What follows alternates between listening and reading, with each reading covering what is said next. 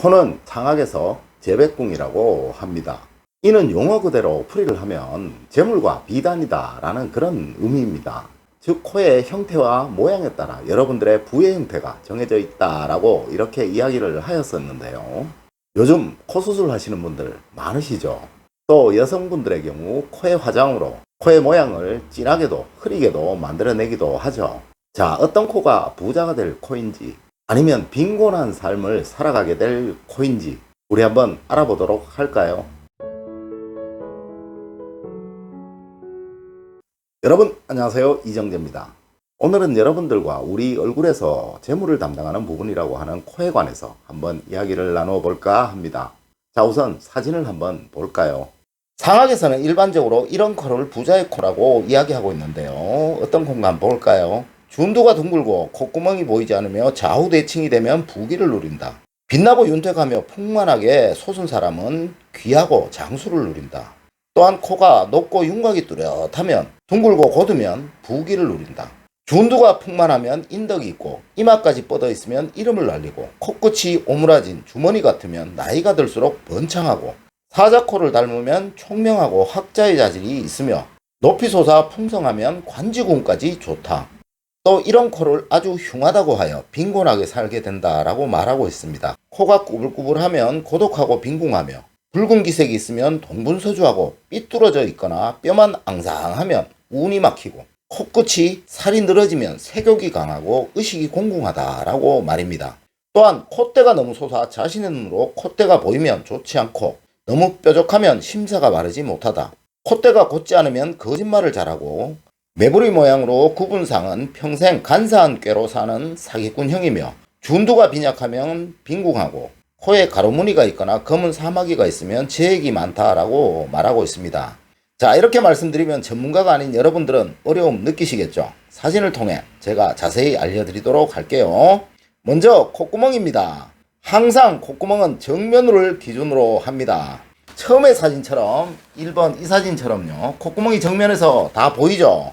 저렇게 정면에서 보아서 콧구멍이 훤히 보이면 낭비가 많으니 들어와서 모이는 것보다 나가는 것이 훨씬 많아서요. 이런 코를 빈천한 코라고 합니다. 자, 다음으로요. 이번에는 세 번째입니다. 자, 사진처럼 매부리 코죠. 이렇게, 그죠? 이렇게 매부리 코라서 콧구멍이 전혀 보이지 않으면 구두쇠로 잘 살기는 하나 큰 부자는 되지 못하고 주변에 사람이 모이지 않으니 사람의 도움으로 부자가 될 일은 없다라고 하였습니다. 자, 그렇다면 두 번째 코를 한번 볼까요? 이 사진의 두 번째 사진처럼요. 적당히 콧구멍이 보이는 코가 부자가 되는 코라고 하고 있습니다. 자, 이게 기준이라는 거예요. 1번과 3번은 나쁜 코라는 이야기죠. 이제 각 코의 모양으로 우리 상학에서는 어떤 코가 큰 거부가 된다고 하고 있는지 아니면 어떤 코가 아주 빈천하게 산다고 하고 있는지 한번 알아볼까요? 이 사진입니다. 1번 코의 모양을 호양비라고 합니다. 잘생겼죠? 이 모양은 코가 크고 코끝, 즉 준두가 풍만하며 모양이 가지런하며 상근이나 연상, 수상의 잔등뼈가 상근이나 연상, 수상의 여기 잔등뼈가 툭 솟은 상으로 부귀하는 상이다 라고 말하고 있습니다. 그래서 이 상을 거부가 될 관상이다 라고 말하고 있다는 거죠. 두 번째, 이 사진인데요. 이런 코를 우리 사잡이라고 이야기합니다. 이 코 역시 상근, 연상, 수상이 약간 낮고 여기가 약간 낮아요. 아까보다, 그죠? 평평하며 준두위가 풍대하고 코의 균형이 가지런하다. 이러한 코는 중년 이후 말년까지 부귀를 누리게 된다라고 하는 그런 상이라고 하고 있습니다. 다음으로 세 번째, 이 코입니다. 이런 코를 우리는 복섭이라고 이야기를 하는데요. 일반적으로 여러분들 연예인들 잘생긴 코에 연상하시면 될 듯 합니다. 상근의 뼈가 양쪽 눈썹까지 곱게 솟아 상근 여기에 뼈가 양쪽 눈썹까지 곱게 솟아 있어서 천정에 뻗은 것을 복섭이라고 한다라고 합니다. 코가 풍성하되 살이 많지 않아야 하고 높이 솟되 뼈만 붉어지지 않아야 한다라는 것이 여기에 조건이에요.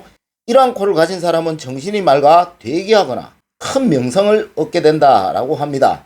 다음이 네 번째가요. 이 사진입니다. 이를 성비라고 하고요. 일명 성성이 코라고도 합니다. 콧대만 우뚝 솟은 것으로 눈썹과 눈 사이가 좁고 얼굴은 넓고 몸집이 넓고 두텁다라고 합니다. 이러한 상은 인품이 너그럽고 의리와 덕망을 중히 여기는 상으로 영웅호걸의 상인이 부귀하게 된다라고 말합니다. 인생 후반부 복록이 따르니 이 상 역시 부자가 된다라고 하는 코입니다. 자, 다음으로 5번째입니다. 5번. 저 코를 우리 매부리코라고 합니다. 이 코입니다. 코의 등마루가 툭 튀어나와 코끝이 뾰족하고 안으로 굽어 있어요. 매부리를 연상하는 코를 가진 사람입니다. 특히 이 코는 좌우의 균형을 보는데, 이쪽과 저쪽의 균형을 보는데 이 균형이 정상이면 그렇게 문제가 되는 사람은 아닙니다. 그런데 이 균형이 맞지 않는다면 이 사람은 아주 간악한 자이며 노후에 빈궁함을 얻는다고 하는 아주 천한 코를 가진 상입니다. 다음으로 이 코입니다. 이 코를 우리는 녹비라고 합니다. 이런 코를 가진 사람, 코끝이 풍만하고 가지런하며 코끝이 둥구스름한 형태를 말합니다. 이러한 사람은 너그럽고 인자하고 의리가 있습니다. 그런데 잘 놀라며 간혹 의심도 많습니다. 중년 이후에 이러한 사람은 복록이 몰려오니 큰 부자가 된다라고 하는 상입니다. 자, 다음요. 7번째입니다. 굽은코. 이를 전문적으로는 삼만삼곡비라고 이야기합니다. 코끝이 이렇게 휘었죠. 이렇게 콧등이 굽어 있으면 후손의 어려움을 가진다는 상이고 자신 역시 노후의 어려움을 가진다는 상입니다. 천한상이라는 거죠. 자기만 아는 성격이라 주변 사람과 다툼이 늘 생기는 그런 상입니다. 자, 마지막으로 8번째입니다. 이 코를 우리는 원숭이 코라고 합니다. 콧구멍이 몹시 작고 상근, 즉 이 코의 시작점, 이 시작점이 푹 내려앉아 있어요. 그래서 볼품이 없다라고 하는데요. 이러한 코를 가진 사람은 위험이 없으며 간사하고 영악하지만 구설에 자주 오르고 위아래를 구별 못해 형액이 늘 따르고 관계를 자주 부리는 사람입니다. 그런데 이 관계가 얕은 꾀라서 오래가지 못하고 이로 인해서 구설이 늘 따라다니게 되며 빈천하게 산다고 하는 그런 상입니다. 이렇게 좋은 코 5개와 나쁜 코 3개를 제가 보여드렸습니다. 잘 보셨나요? 제가 오늘은 여러분들에게 코에 관한 이야기를 해드렸습니다. 이는 여러분들에게 나는 부자가 될 코를 가지고 있으니 가만히 있으면 되겠지, 나는 나쁜 코를 가지고 있으니 아무리 노력해도 안 되겠네 라는 것을 심어드리기 위해서 알려드린 것이 아닙니다.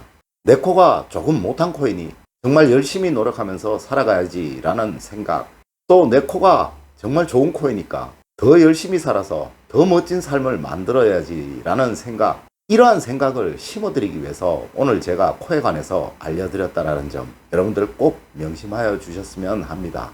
우리의 상학은 관상보다 심상이라는 말을 참 많이 합니다. 항상 바른 마음, 노력하는 마음, 긍정적인 마음 가지시려고 하시는 여러분들 되시기를 기원드리면서요, 오늘의 이야기를 마칠까 합니다. 늘 올바른 학문과 올바른 지식을 여러분들에게 전해드리도록 노력하겠습니다. 여러분 긴 시간 감사드립니다. 감사합니다.